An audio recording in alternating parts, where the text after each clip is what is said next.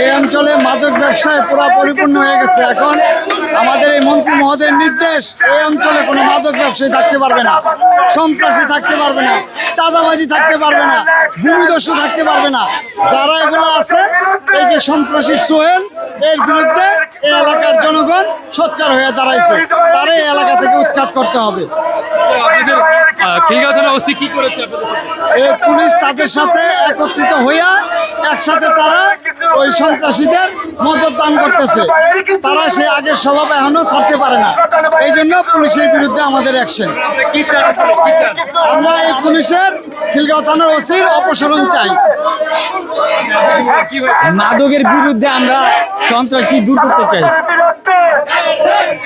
মাদক আমাদের 9 আসনে মাদক থাকে, এটা আমরা চাই না। ওই যে মাদক নিয়ে একজন খুন হয়েছে, তো মাদকের বিরুদ্ধে কথা বলাতে একজন খুন হয়েছে, তার জন্য আমরা এই আন্দোলন শুরু। আমরা এটা প্রতিহত করতে চাই, এটা নিষ্মূল করতে চাই। মামলা নিতেছে না, খিলগাঁও ওসি মামলা দিতে গেছে, মামলা লয় না। কেন না উনি ভালো জানে, কিছু বলে না, মামলা নেওয়া যাবে না। সেটা আসামি ছেড়ে দিছে, রিকভারি পাওয়ার পর আসামি ছেড়ে দিছে। মামলা নিবার চায় না,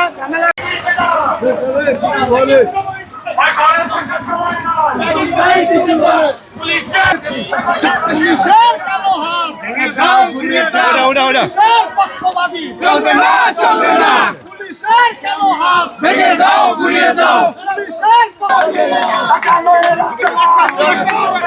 অ্যাকশন, অ্যাকশন, ডাইরেক্ট অ্যাকশন, চাঁদাবাজের action, direct action, action, action, direct action, চাঁদাবাজের action,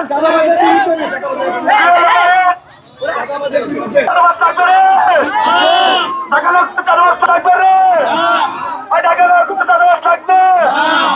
action, action, direct action, চাঁদাবাজের বিরুদ্ধে, ডাইরেক্ট অ্যাকশন, চাঁদাবাজের বিরুদ্ধে, ডাইরেক্ট অ্যাকশন। আমার ভাইয়ের কিছু সে আমাদের যুব দলের সাথে কখনোই সম্পর্কিত ছিল না, এবং যুব দলের সে কোনো কর্মী না, সে আমাদের যুব দলের কোনো নেতৃবৃন্দ না। আমি সারা বাংলাদেশের যে পত্রিকা নিউজ করেছে তাদেরকে চ্যালেঞ্জ করতে চাই, যদি কোথাও তাকে যুবদল দাবি করতে পারে, কোনো প্রমাণ দিতে পারে, আমরা স্বেচ্ছা যুবদল থেকে পদত্যাগ করে চলে যাব। একটা সন্ত্রাসী সে যুবদলের হতে পারে না। আর সম্মানিত পুলিশ ভাইদেরকে বলছি, প্রশাসন ভাইদেরকে, যে বুয়া মিথ্যা মামলা দিচ্ছেন সাবেক ছাত্র নেতা, সাবেক যুবদল ঢাকা মহানগর দক্ষিণের সদস্য সাজ্জাদ হোসেন রতন ভাইকে যে মিথ্যা মামলা বসানো হয়েছে, অতি শীঘ্র তার মামলা প্রত্যাহার চাই, এবং এলাসি সন্ত্রাসীদেরকে অতি শীঘ্র গ্রেফতার করে তাদেরকে আইনানুগ ব্যবস্থা নেবেন। এটা যদি না হয় আমরা কর্মসূচি দিলে অনির্দিষ্টকালের জন্য আমরা কর্মসূচি পালন করব। আজকে সকল এলাকাবাসীকে শুভেচ্ছা, এবং ব্যক্তিগত আমার ব্যক্তিগত পক্ষ থেকে শুভেচ্ছা জানিয়ে এখানে শেষ করলাম। এবং আমাদের যে অহেদ ভাইকে যে বিবৃতি এবং হয়রানি করতেছে যারা, তাদেরকে যেন পুলিশ প্রশাসন অতি শীঘ্রই আইনানুগ ব্যবস্থা করা হয়। আমরা সন্ত্রাসীদের বিরুদ্ধে, চাঁদাবাজের বিরুদ্ধে, ভূমিদস্যুর বিরুদ্ধে, মাদকের বিরুদ্ধে আজকে যে মানববন্ধন করেছি, আমরা তাহা এলাকাবাসীকে সাথে নিয়ে করেছি। এই দেশে যেন কোনো সন্ত্রাসী কার্যকলাপ না চলে, এবং আমরা কখনোই সন্ত্রাসীকে প্রশ্রয় দিব না। শুধু এই অঞ্চল না, সারা বাংলাদেশ সন্ত্রাসীদের প্রশ্রয় হবে না ইনশাল্লাহ। এই পক্ষে আমাদের সকল লোক কঠোর আছে, আমরা কখনো অবস্থানে আছি। সবাইকে ধন্যবাদ, আসসালামু আলাইকুম।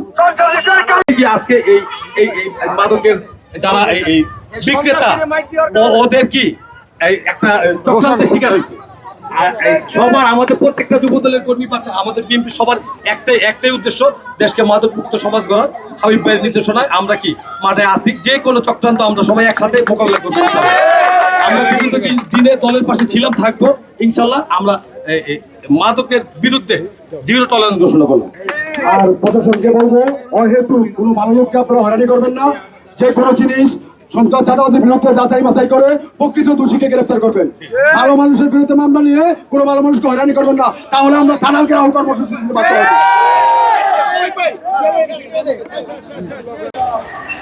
ভাই তো দুধ করতে গেলে নাম ছবিটা নেই।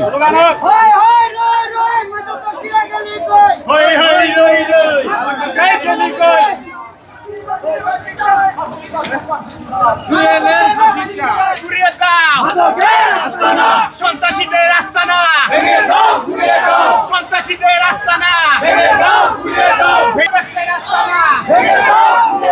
ঘুরিয়ে দাও